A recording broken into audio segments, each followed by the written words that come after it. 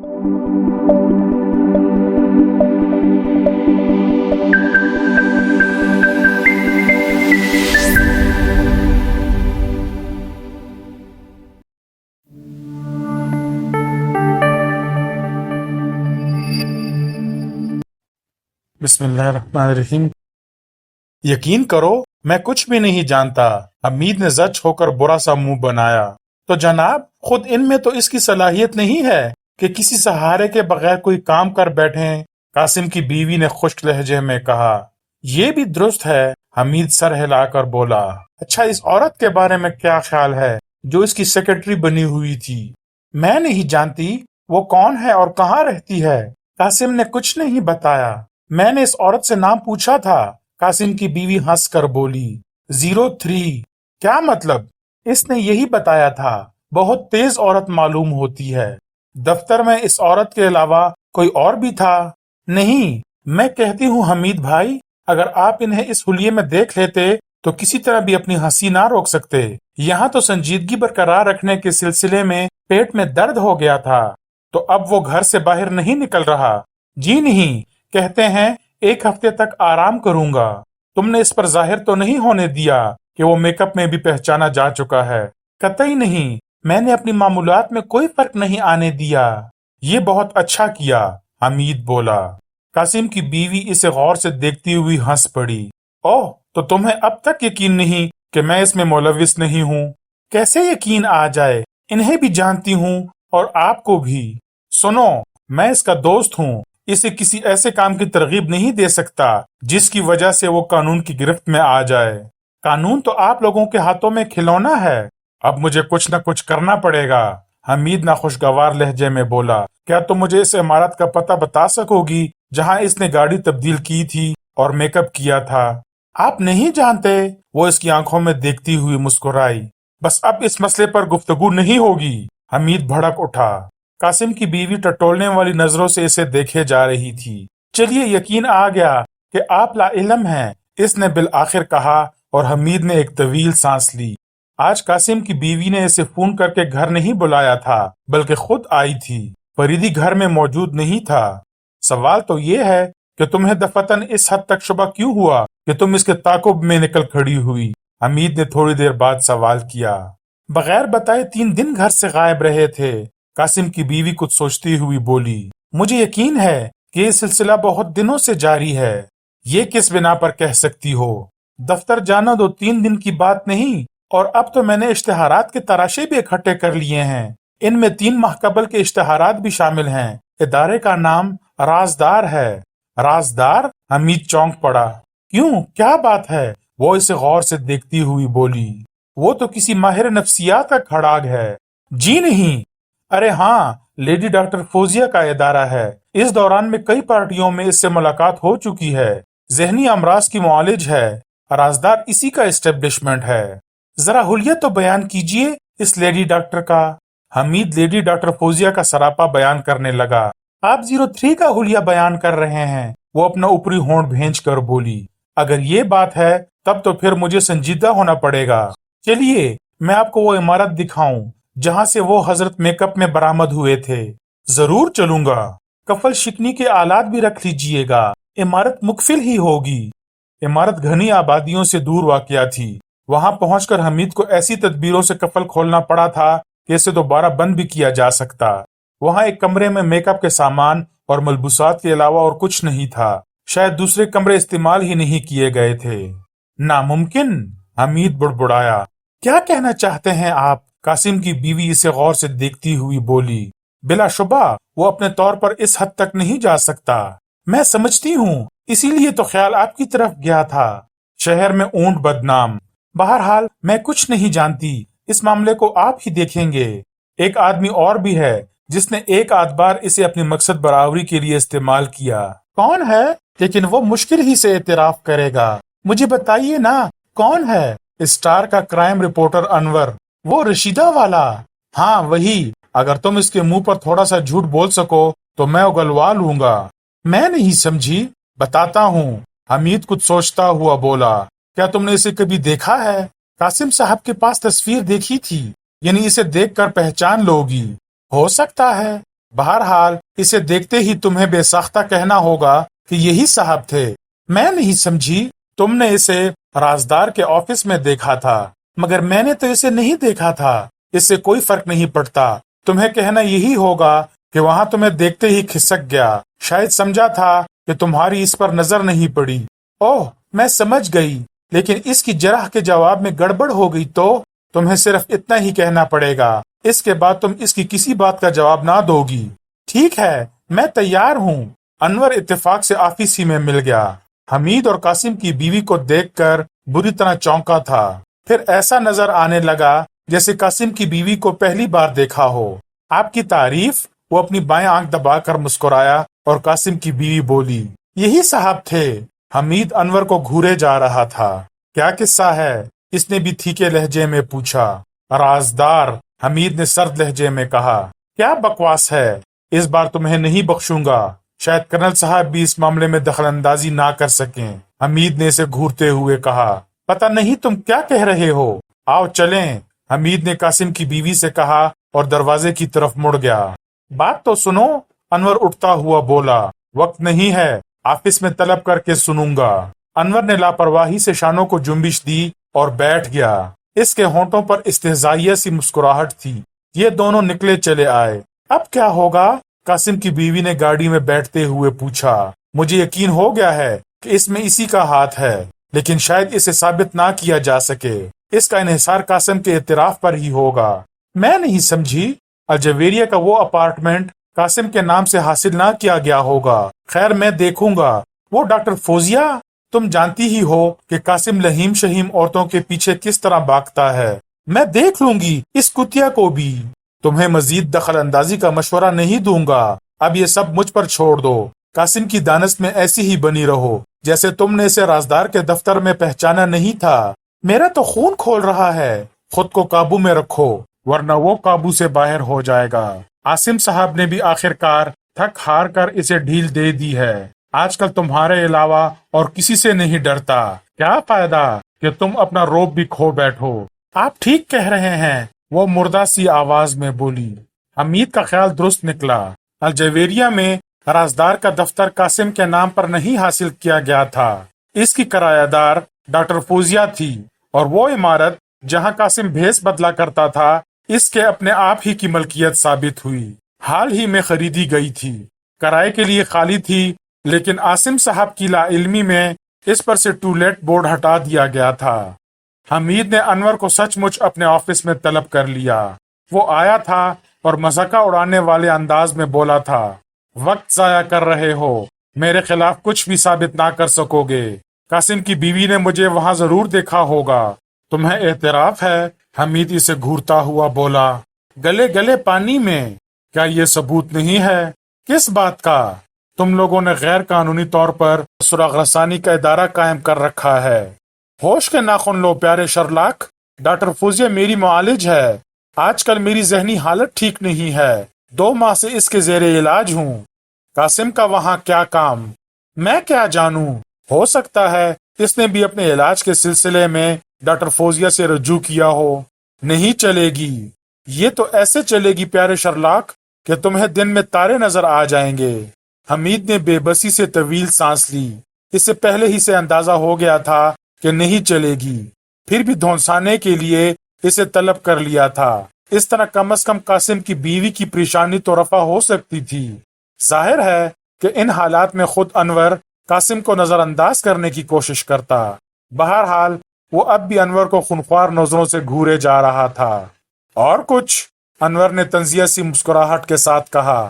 تم جا سکتے ہو، لیکن اب اگر تم نے پھر کبھی اس طرح مجھے مدعو کیا تو تمہارے لیے 1 عدد ٹافیوں کا ڈبہ ضرور لاؤں گا۔ حمید دانت پیس کر رہ گیا۔ انور جاتے جاتے دروازے کے قریب رک کر ایک بار پھر اس کی طرف مڑا تھا اور بائیں آنکھ دبا کر باہر نکل گیا تھا۔ دیکھوں گا بیٹا تم کو، حمید گردن جھٹک کر بڑبڑایا۔ ٹھیک اسی وقت فون کی گھنٹی بجی۔ اس نے بے دلی سے ریسیور اٹھایا۔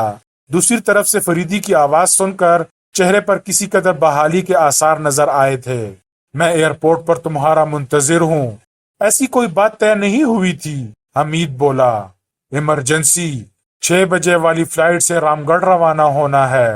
यूं ही उठकर चला आऊं? नहीं, मेरा और अपना सूटकेस भी लेते आना। जल्दी करो, वक्त कम है। ज्यादा अरसा कयाम रहेगा?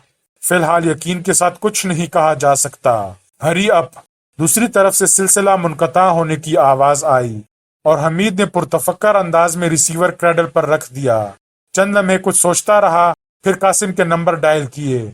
इसकी बीवी को सूरत हाल से मुतला करना चाहता था, लेकिन दूसरी तरफ से कासिम की धाड़ सुनाई दी।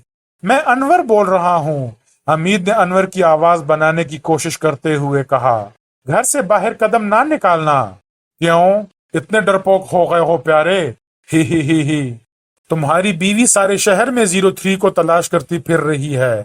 अगर पुलिस को इल्म हो गया तो गजब हो जाएगा। ओह, तो ये बात है, कासिम आहिस्ता से बोला। अभी अभी कहीं से वापस आई है। मैं गलत नहीं कह रहा, हमीद तवील सांस लेकर बोला। लेकिन इसने मुझे कुछ नहीं कहा, पहचान नहीं सकी थी। इस वहम में ना रहना, बहुत चालाक औरत है। डॉक्टर फौजिया को तलाश कर लेने के बाद तुम्हारी खबर लेगी। हमें यह औरत मुझे पागल कर देगी। मैं कहाँ मर जाऊं? दूसरी औरत का ख्याल तर्क कर दो। मैं 03 के बगैर जिंदा नहीं रह सकता, समझे 02? हमीद पुरमानी अंदाज में सर को जुम्बिश देकर बोला। औरत के बगैर जिंदा रहना सीखो। नहीं सीखता, दूसरी तरफ से कासिम धाड़ा। क्या तुम औरत के अब्बा मियाँ हो? तुम्हारे बले को कहता हूँ, मेरे बले की ऐसी की तैसी। पहले साले तुमने मुझे झंझाल में फंसाया, अब 03 से छुड़ा देना चाहते हो। मैं समझ गया, मेरी बीवी को तुम्ही ने इतला दी होगी। 420 साले, जानते हो मेरे 82,000 रुपए खर्च हुए हैं। जहन्नम में जाओ, कहकर हमीद ने रिसीवर क्रैडल पर रख दिया। फिर वो हंस पड़ा था। कासिम को मजीद परेशान करने के लिए एक प्लाट इसके जहन में जन्म ले रहा था, लेकिन फिलहाल वो इसे अमली जामा नहीं पहना सकता था। खैर, वापसी पर सही, इसने सोचा और घर जाने की तैयारी करने लगा। 5:30 बजे तक एयरपोर्ट पहुंचना था। दफ्तर के दरवाजे ही पर पहुंचा था कि फोन की घंटी बजी। फिर मेज की तरफ पलट आया। हेलो, हमीद स्पीकिंग, इसने रिसीवर उठाकर माउथपीस में कहा।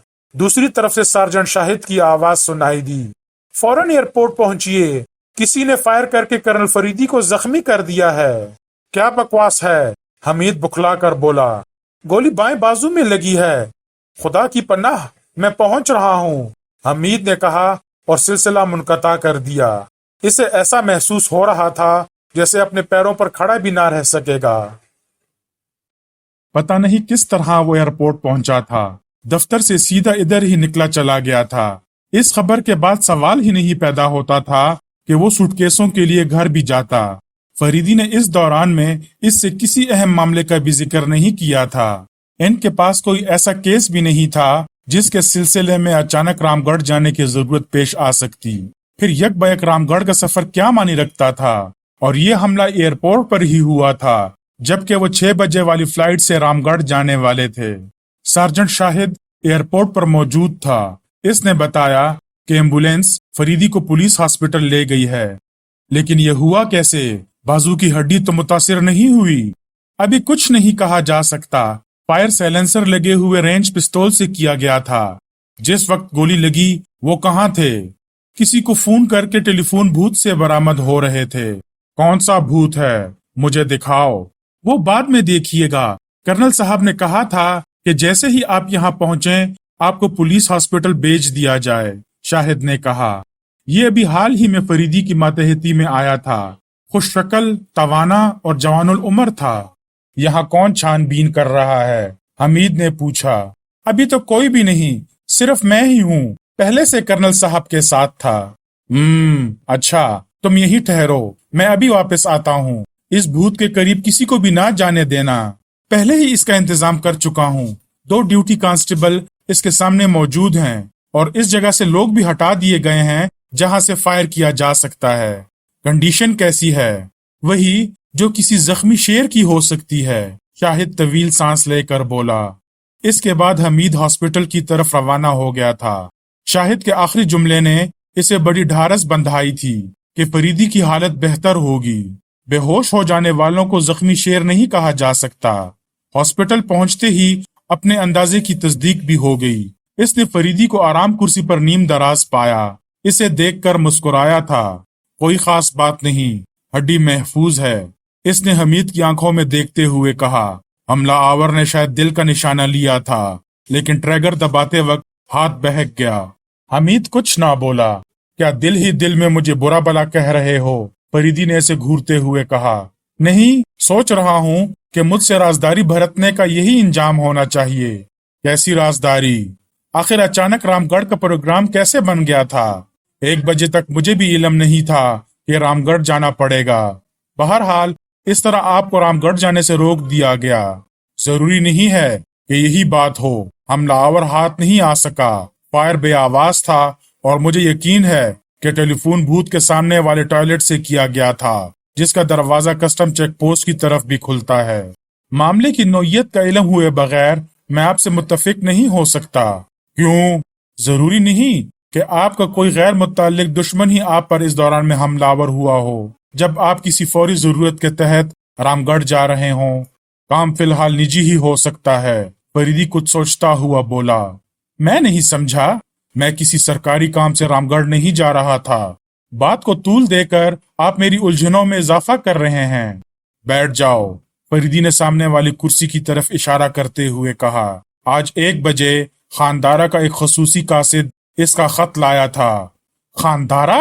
حمید چونک پڑا۔ ہاں، یہ دیکھو۔ فریدی نے ایک لفافہ جیب سے نکال کر حمید کی طرف بڑھا دیا۔ خاندارہ نے لکھا تھا، کرنل فریدی، میرے دادا اور تمہارے دادا ایک دوسرے کے جانی دشمن تھے۔ تمہارے باپ کا دل میرے باپ کی طرف سے صاف نہیں تھا، لیکن انہوں نے کبھی اس دشمنی کا کوئی ثبوت نہیں پیش کیا۔ تم ان خاندانی رنجشوں کے قائل نہیں تھے۔ دادا کا انتقام پوتے سے لینے کو غیر انسانی فعل سمجھتے تھے، لیکن لارڈ زوپن ڈیل والے کیس میں تم نے مجھے بھی شامل کر لیا۔ زوپن ڈیل نے عدالت میں سارا الزام اپنے سر لے لیا اور میں باعزت طور پر بری کر دیا گیا۔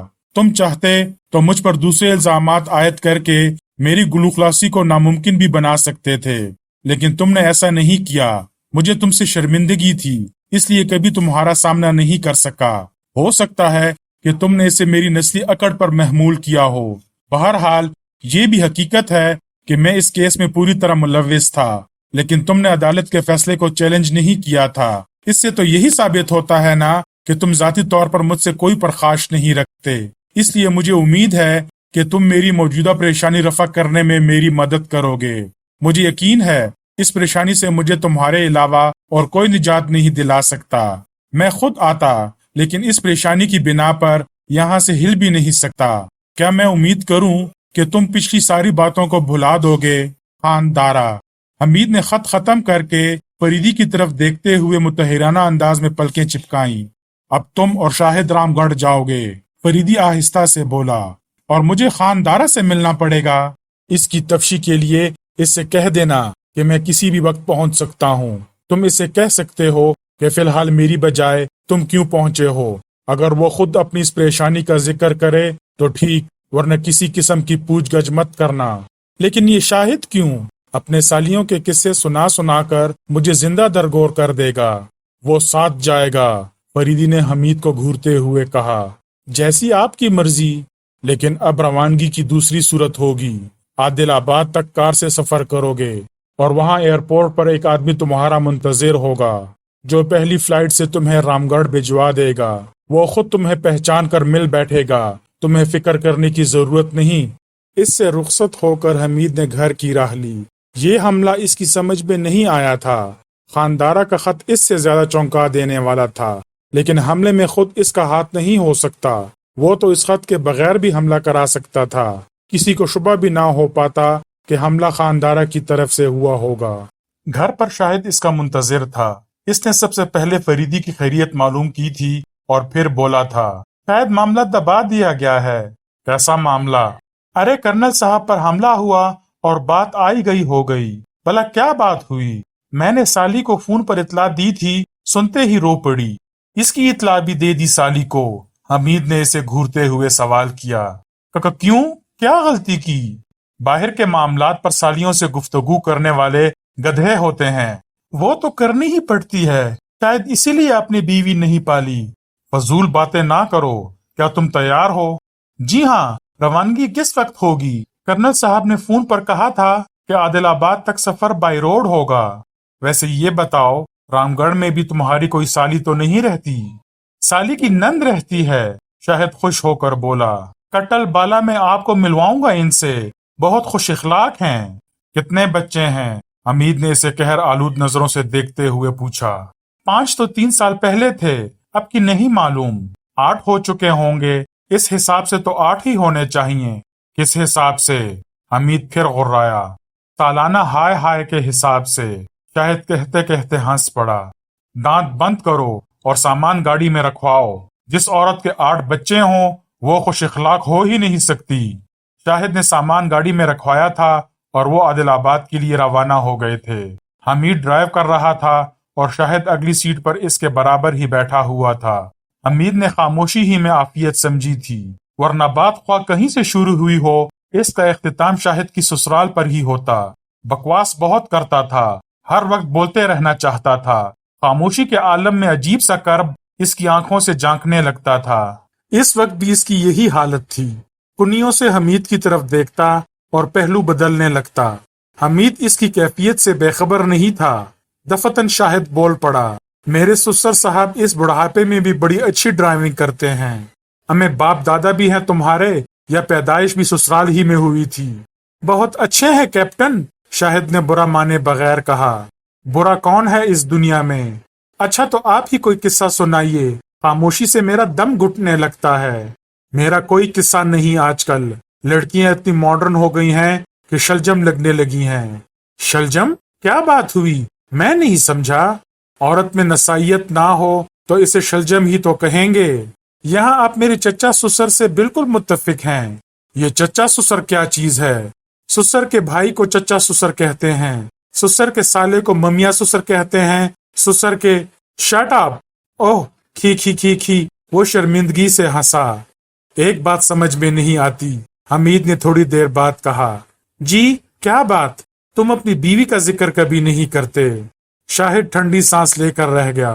کیوں، کیا بات ہے؟ حمید اسے کنیوں سے دیکھتا ہوا بولا۔ بیوی کا 2 سال ہوئے انتقال ہو گیا۔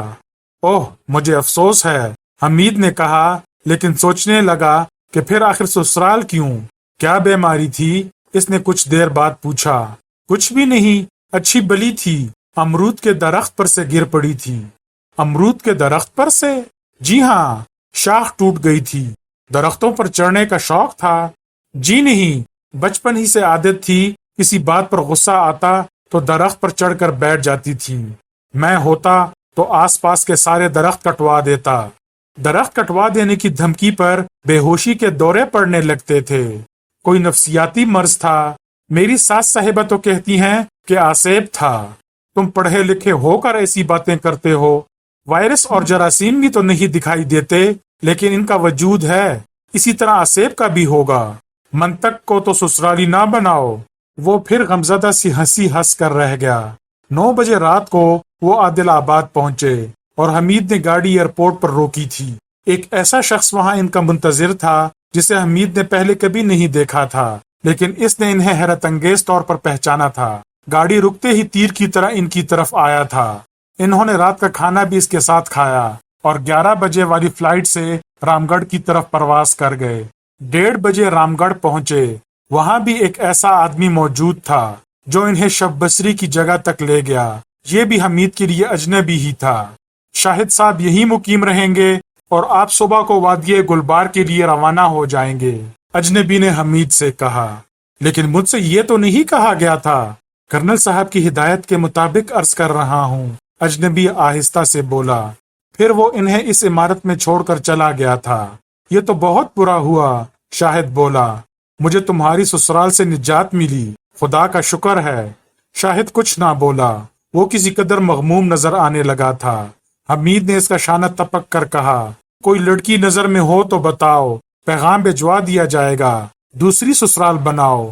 معافی چاہتا ہوں، اب نہیں کروں گا ان لوگوں کی باتیں، شاہد نے دل برداشتگی کے ساتھ کہا اور دوسرے کمرے میں چلا گیا جہاں اسے سونا تھا۔ حمید برا سا منہ بنائے ہوئے اپنے کمرے میں داخل ہوا اور مستری کی طرف بڑھ ہی رہا تھا کہ کوئی لجلجی سی چیز چہرے سے ٹکرا کر پھٹ گئی۔ وہ اچھل کر پیچھے ہٹا۔ لیکن پھر وہی ہوا، پل پلے ٹماٹر تھے جس سے ان کی مدارت ہو رہی تھی۔ سلاخدار کھڑکی کے قریب ایک خوبصورت ہاتھ تیزی سے حرکت کر رہا تھا۔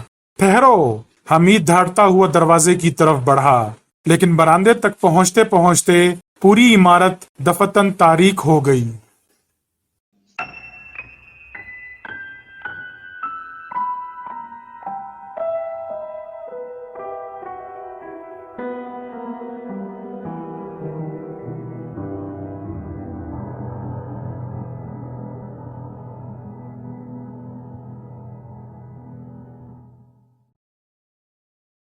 اگر کہانی اچھی لگی ہو اور آپ کو میرا کنٹینٹ پسند آ رہا ہو تو مہربانی فرما کر چینل کو سبسکرائب کیجیے اور آنے والے کہانی اور ناولوں سے لطف اندوز ہوتے رہیے گا۔ بہت بہت شکریہ۔